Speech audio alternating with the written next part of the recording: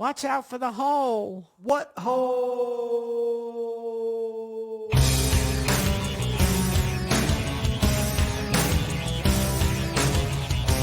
out for the portable hole. Rock out to the portable hole.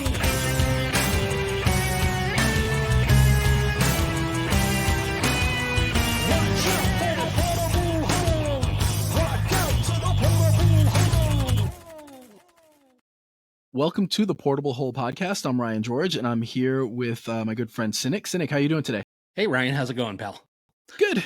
Can't complain. A little tired. We were talking earlier. I played a very long D&D game last night that I'm still recovering from. So it's like my second game, I guess. But like, it's fun but exhausting.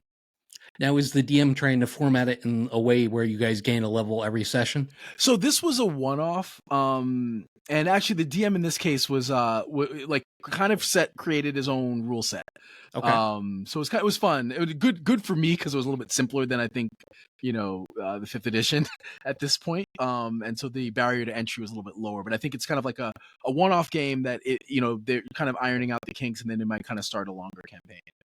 It's always been my dream to adapt a D&D campaign to Game of Thrones, that'd where be cool. It's done in Westeros. Yeah, that would be awesome. That'd be a lot of fun. Well, speaking of, I guess makes for a good transition if we were going to get to our review. But yeah. So what have you been up to? Well, just recently, it wasn't anything on TV, but I happened to come across this pseudo documentary on YouTube called "The Connecticut Kia Boys" by Channel 5 with Andrew Callaghan, I think the guy's name is, and it is an interesting look into kind of the modern teenager, where I'm not sure if you're aware of this, and hopefully I'm not telling anybody that doesn't already know, but Kias and Hyundais can pretty much be stolen with a flathead screwdriver and or a USB cord. Mm-hmm. And these teenagers in Connecticut know that, and they'll steal a few a day and make $50 to $100 a car by giving it to other criminals to go rob or pillage or, basically commit crime, and then they take it to salvage and make the money off the parts. Oh, wow. I had no idea. So has Kia recalled cars to fix this, or what's going on? There was an update to stop most of it, but if you didn't get your car updated, they're still going to break your window, and they're still going to try. And then if it doesn't work, they move on to the next Kia. But it is a real problem because the cops chase them. They catch them. They're underage. They let them go to their parents. Yeah. So Bridgeport, Connecticut is a bit of a mess with this. And this is specifically happening in Bridgeport. Well, it's grown all over the country, where it's almost like they've become their own gang, and there's different chapters. Not that they're affiliated at all. Actually, they're more in competition with each other. Yeah. But yeah, I mean, the documentary itself follows kids in Connecticut doing this. Yeah. Wow. Okay, cool. All right. Well, so for today, we don't have a ton of news. I wanted to cover two quick things. We'll go over if you're watching anything else besides that, and then we'll get right to our main topic as we kind of highly anticipated season 2 of House of the Dragon. So the first news story, you actually brought it up today, and it kind of confirms what I thought. But Cliff Dorman, who was, I guess, attached to the Crow reboot for a while, but no longer is, posted on Twitter effectively saying that it's unwatchable and terrible. Yeah, I have a feeling it's going to be a complete mess. Yeah. I don't have high hopes for it. Yeah. Well, it's been in developmental hell for a while, and that when we watch that trailer just looks terrible. And I know I have a personal kind of affinity for this, property, and I want it to be really, great, but that trailer just was not doing it. It looks really bad. And hearing that, words coming out that it's unwatchable is not shocking, because that trailer did not do it any favors. Yeah, it just looked like an emo John Wick ripoff. You're right. Absolutely. Yeah, it kind of had that style. It didn't hit any of the emotional heartbeats that the original Crow movie did. It didn't look very... the one thing that I loved about the original Crow movie was that it felt like it hopped right out of a comic book. Yeah. And definitely one of my favorite movies of all time. Yeah. And Dwight Schrute's for that matter. Yeah. And it's it's got a lot of heart, and it's you're right. It looks like it comes out of comic, and I think that's a perfect description that you said. It really looks like it's trying to be John Wick. And it's one of the top 5 music movie soundtracks of all God, time. yeah, no, if not like top, 2 or 3 or right up there, but it's such a great soundtrack. I think I was telling you guys a while back that I rewatched it. It was on, and we just said, oh, let's watch it. Movie totally holds up, and then I was like, well, I got to listen to the soundtrack now, and like spent a few days just going through that soundtrack again, and yeah, it's just it's great. Still holds up, awesome. Oddly enough, just about every single band other than maybe one or two, I actually was into when that soundtrack came out. So for me, it was like a double whammy where the movie was great and they were shedding light on The Cure and Nine Inch Nails and Thrill Kill Cult and bands like that really weren't all that popular at the time. Yeah, no, but it's great. Definitely, yeah. I will not go see this movie, unless like it comes out and it's the greatest thing ever. But it just looks terrible and not worth seeing. So yeah, I have no interest and will not be going to see this rebooting Crow. So you don't even think that you would watch it, ironically, huh? It doesn't look like it's worth it. It seems like it takes itself too seriously. At the same time as it's trying to be John Wick, and it's like not. I don't think it really is staying true to the heart of the comic or the original movie. Like again, I'm not a stickler for like it has to be exactly like a comic, but like we talked about before, I think the movie strays from the comic in ways that work. So I was kind of excited that maybe we'll get something a little bit closer to what we get in the comic. But this is definitely not that. But it doesn't look like it's going to be good either. So and it doesn't really seem like it's true to the heart of the original. So yeah, I will be steering clear unless like there is a very real reason for me to watch it, which does not seem like even watching it ironically. It's not worth my free, not free, but not worth my like I can see movies because I have the AMC, movie whatever pass, and like it's not even worth the time that it would take me to get to the theater. I don't know if I told you guys when we talked about this before or not, but I actually shared a elevator with it's James O'Barr, right? Yeah. Yeah, I shared an elevator with him. I didn't know because I had no idea what he looked like. But when we got off the elevator, he kind of wandered over to his booth. We were at the Connecticut Comic-Con, and it was ripe with authors and artists and illustrators and stuff. They have a whole section just devoted to him, kind of like the way it's set up in New York City. And so I said hello to him and stuff. And but I didn't really. I wish I would have known because I would have chatted him up some more. Yeah, I got to meet my favorite author while I was there, which was a lot of fun. Which is a guy by the name of R.A. Salvatore, who's done a huge allotment of Dungeons and Dragons novels. Oh, cool. Yeah, I did. So I got to meet him briefly at a Comic-Con. It was cool. I got a Crow print. I got a Batman print of his. So it's like two of my favorite characters, and I got one that was print of James O'Barr, and I got him to sign the graphic novel. So that was cool. Because very cool. Probably my favorite graphic novel / comic of all time, and so that was cool to meet him. And that story, like if you ever listen to the interview, that he gives about where the story came from, it's pretty heartbreaking.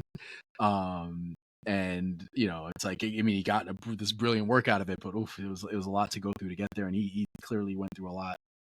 But all right, so we'll get to our second news story, which is that we just came out today, or I just read it today, that it looks like The Boys is going to end with season 5. So we have season 4 coming up, but that they're going to end the series with season 5. And I'm not sure exactly how accurate this is, but it looks like it's going to be broken into part 1 and part 2. But what are your thoughts on that? That we're seeing the end of The Boys? I mean, I think that you could definitely do spinoffs with some of the characters, but I kind of feel like 2 more seasons and the story's going to be told. Yeah. I'm not quite sure how much more we can do, with Homelander and Billy and the rest of the group. But I've loved it so far. I mean, I liked it. Honestly, I liked it a lot more than I thought I would. Yeah. So it's been a fun ride. It's one of the shows I've yet to get my wife into, but I really want to before the new season because I don't want to have to sneak it in after she goes to bed. Yeah. That's porn time, really.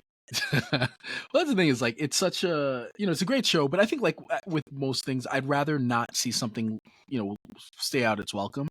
And I don't feel like it's getting old or that it's getting boring, but I could definitely see a show like that. Like it's every season is constantly trying to one up itself, in terms of like the graphic content and just the insanity of it. So it makes sense. Like okay, like go balls to the wall, like go all out for the next 2 seasons, end with a bang, and that's that, right? Like there's no like it's telling the story it wants to tell.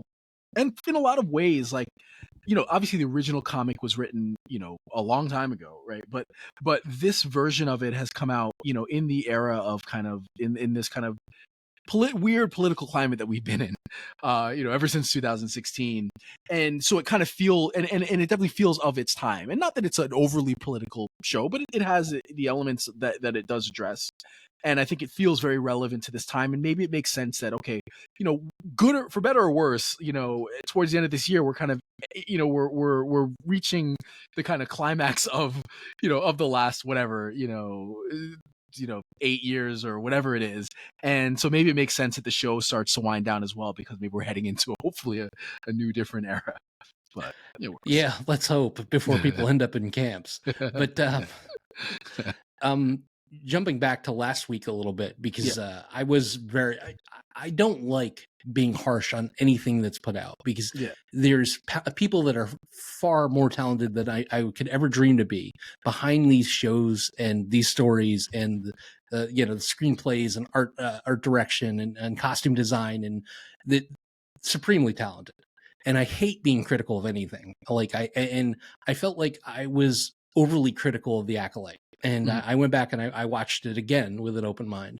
And I think what bothered me about it was that I actually liked it in a lot of ways. I just don't like the nonsense surrounding it. I don't like the agenda behind it. I don't like the you pushing your beliefs onto me and then telling me I'm wrong, because I don't want that in my life.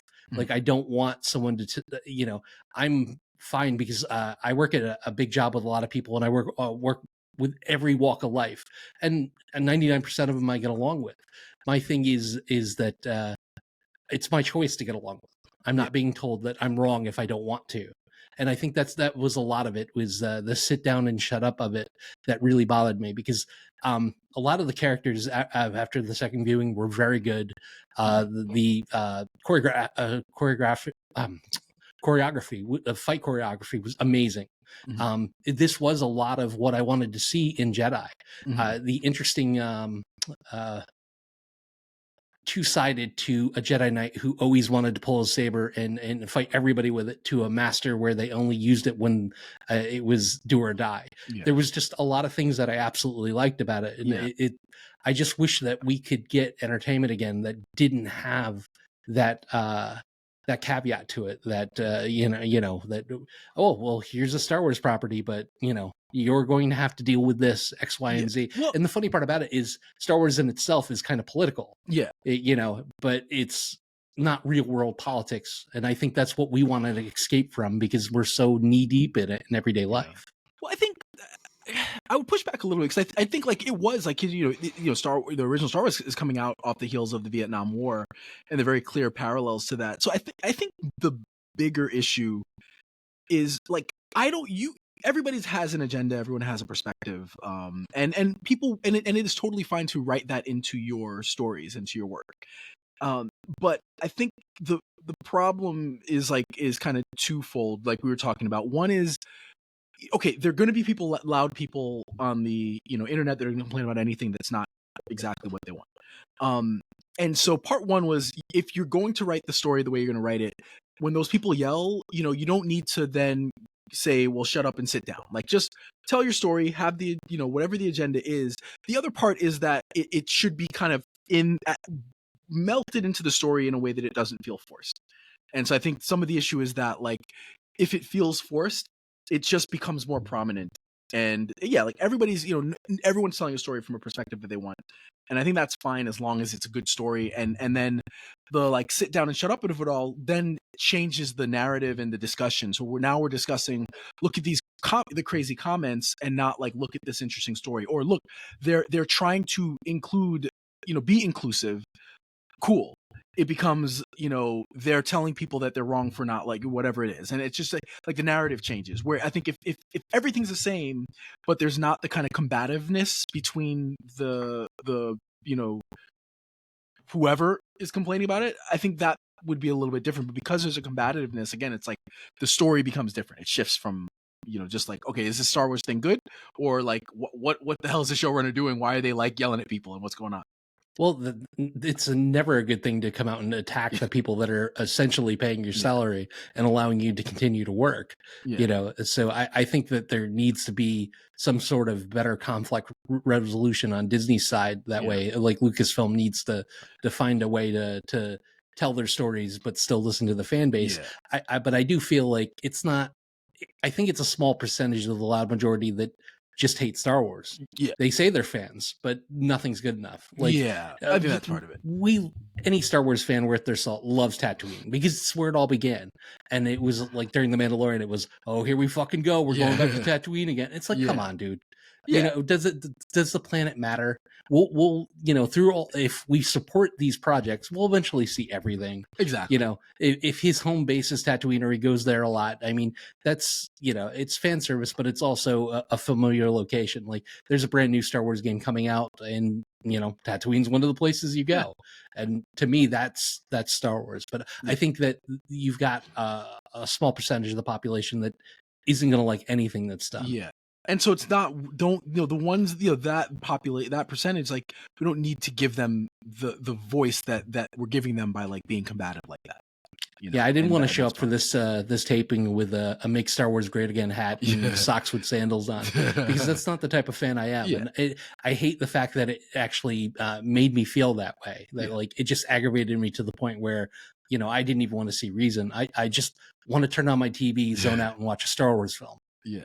Well, yeah. So hopefully, we'll see. Hopefully, that the show kind of turns out around a little bit. I think there is a lot. You're right. Like there's a lot to like, and I think we were talking about the first episodes are hard because you're trying to do a lot, and maybe once now that it's kind of established the world, maybe that it'll start to pick up a little bit and give us some more.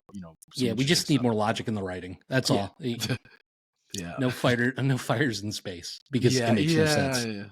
I forgot. I didn't even mention that as far as the logic. Yeah, we completely missed that, and I watched a different review, and they're like, I saw a meme that was like, "This is what happens when you don't have Met around to mansplain." That's messed up. All right. So let's get to our main topic, which we do a little bit of like a House of the Dragon. Not even doing a review, but just kind of talk about season 1, what we liked, what we didn't, and kind of our expectations going into season 2. We'll kind of go through our format just because it makes it a little bit easier since we're covering a whole season. So we're gonna start with the story. And I guess before we get started, when you go way back before House of the Dragon started, were you excited about a new show that was set 100 years, or however long before Game of Thrones, that was going to be focused on the Targaryens? Like, did that interest you? In a way, I mean, I think we were all left with a bad taste in our mouth from the last season of Game of Thrones, so it was a little hard in that manner to get excited about it. And I am guilty of like the Old Republic and this golden era that we're watching and all the Star Wars eras before it. If it's not attached to the original story, I have a hard time growing fond of it. But I think after the first episode, which was very good, I can tell you this: if you were lukewarm about that show, if you go back and you watch it now that we're closer to the second season, it's phenomenal. It's immensely better than I gave it credit for the first time through. Oh yeah. Yeah, no, it's such a good show. It's so well done. And yeah, like I think I'm kind of the opposite. If you're gonna give me a prequel or property, it doesn't. I'd rather it be unconnected or as loosely connected as possible. More because we know what happens. So if we know what happens in the story, then I at least give me something else where like that story is going to end up somewhere where I don't know. And I guess in this way, like we know who ends up on the Iron Throne, but it's far enough away, it's detached enough that like it's its own world and its own characters that like we're interested in invested in what happens to them. So I'm okay as long as I'm not if it's too directly connected to what's happening. Like let's say we get a story about Robert's rebellion, right? Like that. Like if we get a game kind of Game of Thrones ish type show about that, but we know what happens at the end. So I don't really care to see Robert's rebellion because like very directly we know exactly what happens. So giving us this, I think worked. And also. Yeah, I actually kind of disagree with you on that. Yeah. I would love to see that because it's connected to the story that I love. So Yeah, I think the big thing would be then people being upset about the casting, like, oh, he doesn't look like Robert, and that guy yeah. doesn't look like Ned. But I would love to see that story play out. I guess, but it's like it's like we know what happened. So I almost feel like maybe like a mini series about it, or like a film might work.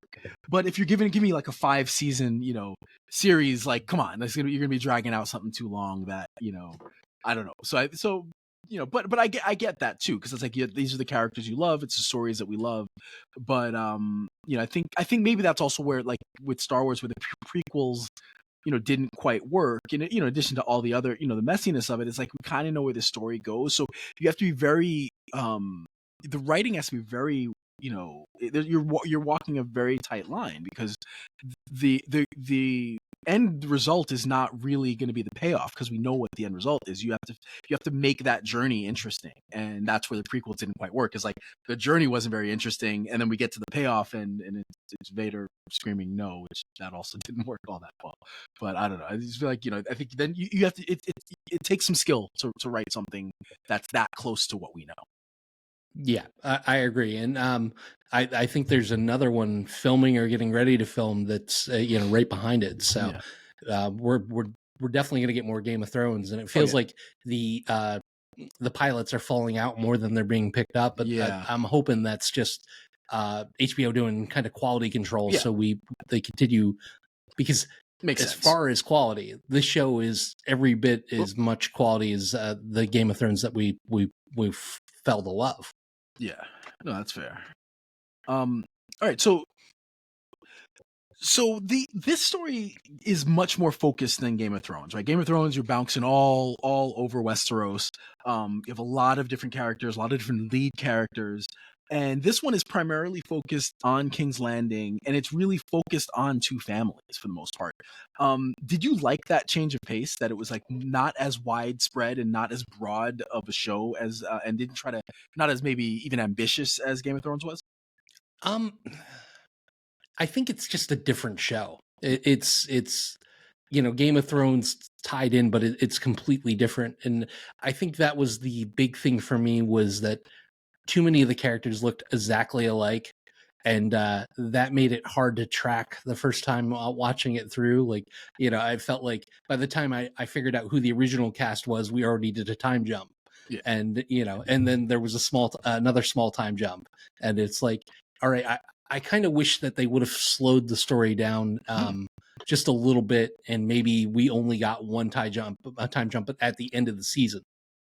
So I'm with you and I'm not with you. I understand it. So I think when we get to performances too, I think like I think as we talked about at the time when we were on the Cynic Radio podcast, like the Miley Alcock performance is so good that I would almost like say, yeah, you know what, give me a full season with just her as Rhaenyra. Like she's so good in that role. But I feel like my issue is almost that not enough. I mean, not that not enough happens, because a lot of stuff happens, but like we're here for the war, right? We're here for this Targaryen war, like kind of Targaryen civil war. And so, if we were to drag this out even longer, would that make it like? Would you be okay waiting until season 3, to get this war beginning in earnest? I mean, if we had more meat on the bones, if they found more to do with the characters, then yeah, I think I would probably at least season 2, but it just was very jarring that we received, two time jumps in one season. Yeah. And you're right. Like I kind of wish they would have kept the original Rhaenyra. But going back to what I was saying a little bit, like we have Daemon and Aemon, and they look exactly a fucking like, other than one's wearing an eye patch. Yeah. To me that was the harder to grasp about the story. Yeah. But I didn't mind that we weren't at the wall, or because I was such a mark that even them just mentioning like or just mentioning any of the other areas like the Eyrie or Storm's End, or they even talked about Winterfell in the north. That just excited me on the possibility that we could see some of those characters again, not the characters that we know, but the descendants of. Yeah, exactly. Like you bring up a Baratheon or Stark, and it's like you get all get a little excited about that. So that makes sense. The Baratheon they showed, he just looked crazed, man, sitting on that throne. So how do you it's one of the complaints? Not even a complaint, but there's a lot of political maneuvering in the original Game of Thrones, and it's very talky at times. Do you think this show did a better job of kind of balancing the political maneuvering with the kind of action and exciting moments in the show? Yeah, I think so. I mean, the real political maneuvering really didn't happen until the last couple episodes. Yeah. So it was always the threat of that happening. Yeah. Rhaenyra's biggest mistake was leaving King's Landing and going to Dragonstone because, out of sight, out of mind. Yeah. I overall, I enjoyed just about everything about the show. I don't have any major critiques or, wants that I didn't get. Yeah, no, I tend to agree with you on that. Like, it really, I think that, they balance things well. I think it was shocking. It's interesting because you have this show that's a prequel to a show that is both loved and hated because of how it ended, and so nobody was sure what to think. Is this gonna be good? Are they gonna are we gonna get like kind of a retread of what we got in season 8? Where are they gonna go? And so I think it was really, I was pleasantly surprised. I think it was a show that it dropped from the cultural lexicon so quickly because of how the last season or so went, that it was pleasantly surprising how good the show was and how excited it got me about this property again. Yeah, I agree with there. Let's be fair, I wasn't as down on, I think, the season 8 of Game of Thrones as a lot of people were, but I think it just boiled down to decision making. Yeah. Some of the stuff that they did just didn't make sense in my eyes. And you had a ton of people out there naming their kids Daenerys and Khaleesi. And next thing you know, she's burning innocents alive. Yeah. So I think that was always probably the plan for her because, I mean, they foreshadowed it forever that, her temper was there. It was just, I think a small part of me wanted to see Jon Snow save her from herself. Yeah. But yeah, unfortunately, it's not love wins, y'all. Yeah, seriously. All right, so let's go to performances. So I mentioned Miley Alcock. I thought she was phenomenal in it, and I kind of wish that is one thing is wish we kind of got more of her. Maybe even aged her up and to continue. Not that the older version of her, Emma Darcy, is not good. She's great, but what are some other standout performances for you? For me, it was definitely Matt Smith. I mean.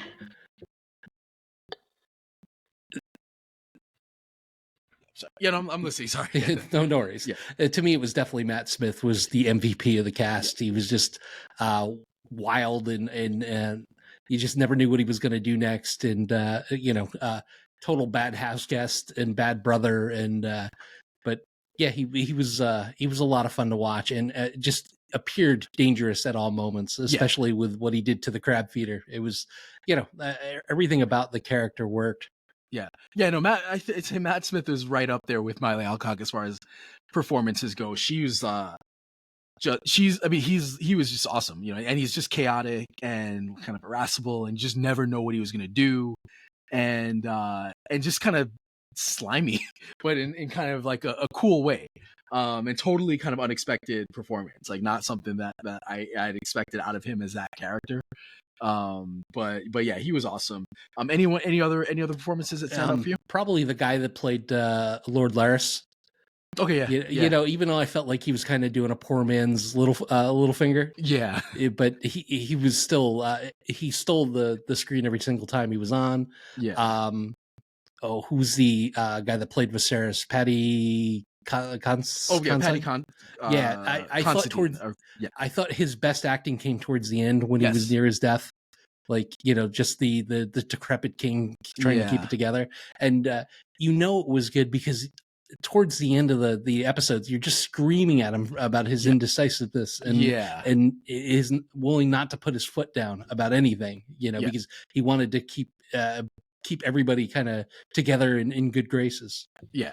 And honestly, it's really an all-star cast. You've got Steve Toussaint who plays Corlys is great. Eve Best has that who plays Princess Rhaenys. who's also amazing and has that amazing like badass scene where she, escapes from the dragon pit on her dragon. So yeah, they're all, and even the ones that play is it Eamon the second kid? Yeah. Amond, right? Like the two kids that play him, kind of like they look like that evil kind of evil kid that or that like what that character should be. So I think that the casting deserves a lot of kudos for putting together like just everybody fit their roles near perfect. Oh yeah, and Kristen Cole too. Yep. The Fabian Frankel. Yeah, he was great in the scenes that he was in. I love the chafed Kingsguard. Yep. Just the lover scorned. Yep. He jumped right to the other side and kind of was undermining everything that Rhaenyra tried to do. And I love the scene where he turned around and dropped the C-bomb, and Alicent just kind of like, we win this through dignity and grace. It was great, even though like I'm firmly Team Black. I thought they did a good job making a case for Team Green within the story. Absolutely. So now, I know you mentioned you kind of had a little bit of a hard time with the big time jump, but what do you think about the cohesiveness, I guess, of like the performances when they did make those time jumps? Do you feel like the actors all kind of embodied the same roles? Did it take you out of it, or did it at least work based on how they did it? Yeah, I thought they actually the older actors actually did a better job as the characters, except for Rhaenyra. I liked the younger version of Rhaenyra like you do, but Alicent, all of them, they you could see why they were cast, and they were close enough to looking to the younger versions that it wasn't jarring for that reason. It was more jarring because we're in the first season of a show. You're trying to learn 15 characters, and then they're going to switch up as everything about them and move the story forward that way. That they go from being kids to having kids, which is like, all right, well, now we got to learn all these kids. It just became a little. It gets a lot. And the names are kind of similar, so it's like for all it is, it's like you really need it. Like I don't know what I would have done if or not that it would have taken me all of the season to get reoriented if I didn't rewatch season 1. I guess you could watch a YouTube video and recap it, but there's just so much going on and so many different characters that it does become a little overwhelming. Kind of remember what Game of Thrones was like too. It's like it's a lot. Like it's work. Like TV should necessarily be like hard work, but it definitely felt like that at times with House of the Dragon. But as somebody that you've read the books as well, the TV show isn't even a drop of what the books are. It just feels like he loves introducing a new character in every single paragraph. Oh yeah, it's insane. It's insanity. So yeah, there's a lot going on, but definitely I enjoy it, and it's like you just have to put that head on. Like it's like all right, I got to put my like Game of Thrones hat on, and now like be focused on these names and characters and connections and stuff. So well, you got to have a whiteboard with cards exactly, looking for Pape Sylvia, like to keep track of all these. Yep, seriously. All right, so let's get to what is there? As far as it feels, like I think there were some really big moments in the show. What are the ones that is there anything that stands out to you, like the big, hard hitting moment that really worked for you for season 1? Wow, that's a good question. I mean, I think the death at childbirth. Those were two really rough scenes where Viserys lost his wife, and then Aemon lost his. Yeah. Even though she died the Dragon Rider's death, it was still tough to watch because, you're just put in this position where it's you or the child, but even if you choose the child, you're not sure that either one of you are going to live. Yeah. So those were two of the bigger, more emotional scenes in the show for me. Yeah. Yeah, absolutely. I think I would say that. Like, I think I know a lot of people made fun of the show for like all of the deaths in childbirth, but like they work. It's brutal, and they work in that world, and it's hard to watch, but I think it was useful and important for the story they were telling, and it works. I love that you brought up the crab feeder scene. That was just kind of like that triumphant kind of badass scene, like that. I love watching. And I love that the very pretty much the last scene in the show where Aemond is what's the prince's name, Rhaenyra's son, where he's chasing him on dragon back or whatever, and kills him. and like everybody did their role perfectly, right? Aemond is like, terrorizing him and trying to play with him, then panics when he realizes he does not have control of his dragon, and then the shock of, oh crap, what did I just do? To Rhaenyra's, her look, the last thing we see for the season. I think that all worked so well that I was like pissed that we're gonna have to wait like a year and a half or however long we had to wait for the season. But I think the show did again a great job at like those hard hitting moments, as well as like any season I think of Game of Thrones. Absolutely, I agree with you there. Yeah. The end scenes were brutal, and not just brutal because we watched somebody get chomped to death. And by the way, that dragon is too fucking big. Yeah, exactly. It was bigger than the castle. It's like you're not riding that thing. Yeah. And why didn't he just get back on his dragon and bolt when he saw it there? Like, why still go in? I'd rather go back to Dragonstone and get a talking to from my mom than go in there and then have to try to fly home in front of that. I can't. It was like an aircraft carrier in the sky. Yeah, seriously. So now speaking of, so we'll get to like audio visual. So what were your thoughts on the dragons? Like obviously we saw lots of dragons, or not lots, but we saw dragons in Game of Thrones. I thought they really took it up a notch. Like these dragons looked a lot better to me than they ever did really in Game of Thrones. And I loved those when we did get those brief dragon battle. That it was beautiful, the way they shot it, the weather, the kind of lightning in the background. I mean, they did an amazing job. So I think this show really took it up a notch with the CGI. But what were your thoughts on how they got the dragons together? Well, I think they almost have to, right? Yeah. I mean, it is called House of the Dragons. Yeah. If they didn't deliver the CGI budget, if they're just skimping like they did with Ghost on Game of Thrones, I lost Ryan. If they're just skimping like they did on Game of Thrones, then it would be bad. You need dragons in House of the Dragons. So I think they did they did them a service for sure. Other than my brief disagreement with how big the one dragon was. Was it? It was Aemon's, wasn't it? Yeah. It's just too big. Yeah, seriously. What is wrong? So let's see, my mic. You got all kinds of shit going on over there. Yeah, no, it's annoying. And it will not. Well, we're gonna have to deal with some not so great audio for the next for the rest of the episode. We're almost done. So so now what about one thing so obviously this takes place 100 or so years, I forget the exact amount of time before the original or before Game of Thrones. Did the costuming or the set pieces or anything indicate that, or did it pretty much just look like it was Game of Thrones? No, I think it did. I mean, I think the biggest difference through as far as the set or anything visual would be the throne itself. Yeah. And it's funny because it was like Viserys got so cut up on it that they must have just tossed the old throne out and made another one that was a little more usable, because who's sitting on that when you know that you're going to be cut at every turn? Yeah. Yeah, no. Visually much better than the original show, but functionality wise, fuck that. Yeah, no, I love the look of it. No, they did a really good job. No, I think visually, like, it's a step above. Obviously, it's a show with a lot more budget than we had the first few seasons of Game of Thrones. And you're right, like, great point. Like, it's about dragons, so they better get those dragons right. And I think they definitely nail it there. And then finally, like, as far as like, were there any issues, like any major issues or glaring things that stood out for you that you didn't like about the show, besides like the rapid time jumps, which are jarring, definitely? No, I mean, other than the similarities in characters, I did have a problem when she broke free with the dragon in the dragon pit, that she just stood there with the instrument to end the war, and instead she decides to fly off and give a warning to Rhaenyra. That bothered me a little bit. It's like, have her up on a mountain somewhere screaming down. Don't have her within dragon fire. Besides that, I can't think of. In the whole thing with the crab feeder, where Daemon decides he's going to end the war. They've been at this for years, but he decides he's going to end the war today. So he does. Yeah. It's like, where was this the whole time? Yeah, that's right. You have dragons. They don't. Like, how do you not win this war within a matter of hours? Yeah. Because every time they come out, you set the dragon at the cave and you just throw fireballs down the cave and it's game over. So there was little things like that, but it didn't affect the story enough for me to drop numbers or anything.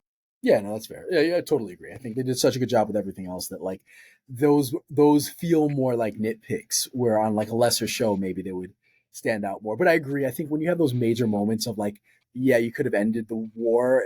That's a big lift for me to like look past, but like, okay, whatever. I'll accept the very very thin logic behind that. But otherwise, no. I think they generally nail the writing, and there weren't many parts for me to think, oh, this is this is bad, or this is like illogical. So what do you what are you looking forward to for season 2? I mean, I want to see where this goes. I really don't think that they're saying that there's basically less source material than the original Game of Thrones, which is Yeah. true Oh, yeah. because I believe it's only one book, right?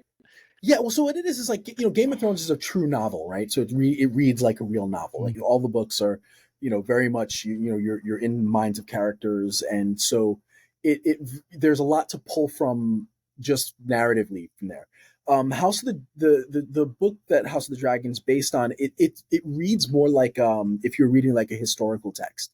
So Gotcha. basically, when you're reading it, it's like this happened to that guy, this happened to that guy, and we think maybe something was going on here, but that like it's very much like this, that, and that happened. So we know the big broad strokes, but a lot of the details now are left up to the writers to write.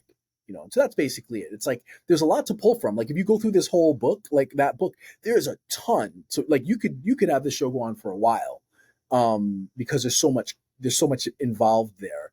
It's more just like the details are not there, so that's going to be where the heavy lift is, like the details basically. Well, that's kind of good though, because then you don't go into it with any kind of expectations. No, yeah, like exactly. a lot of the flack that the original Game of Thrones got was everybody had a general idea where they wanted the story to go because they were so invested after reading it's 5 novels, I believe. Exactly, or 5. Yep.